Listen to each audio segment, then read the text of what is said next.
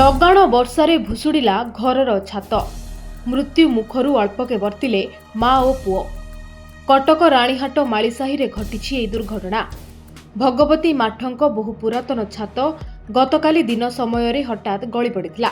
ସୌଭାଗ୍ୟବଶତଃ ଅଘଟଣ ଘଟିବା ପୂର୍ବରୁ ପରିବାର ସଦସ୍ୟ ଘରୁ ବାହାରି ଆସିଥିଲେ। ହଠାତ୍ ଶବ୍ଦ ହେବାରୁ ଘରର ଛାତ ଭୁଶୁଡ଼ି ପଡ଼ିଥିବା ଜାଣିଥିଲେ। ଛାତ ଭୁଶୁଡ଼ିବା ଫଳରେ ଘରେ ଥିବା ଆସବାବପତ୍ର ନଷ୍ଟ ହୋଇଯାଇଛି। ଲଗାଣ ବର୍ଷା ଯୋଗୁଁ ଛାତ ଭୁଶୁଡ଼ି ପଡ଼ିଥିଲା ବୋଲି କହିଛନ୍ତି ଭଗବତୀ ମାଠ। ରାଜ୍ୟରେ ଲାଗି ରହିଛି ତୁହାକୁ ତୁହା ବର୍ଷା, ଫଳରେ ବିଭିନ୍ନ ସ୍ଥାନରେ ଜଳବନ୍ଦୀ ଭଳି ପରିସ୍ଥିତି ସୃଷ୍ଟି ହୋଇଛି। ପ୍ରବଳ ବର୍ଷା ଯୋଗୁଁ ଲୋକେ ନାହିଁ ନଥିବା ଅସୁବିଧାର ସମ୍ମୁଖୀନ ହେଉଛନ୍ତି। ଅନେକ ଧନ ଜୀବନ ମଧ୍ୟ ନଷ୍ଟ ହେଉଛି। କଟକରୁ ପ୍ରଭୁ କଲ୍ୟାଣ ପାଲଙ୍କ ରିପୋର୍ଟ, ଧରିତ୍ରୀ ଲାଇଭ୍।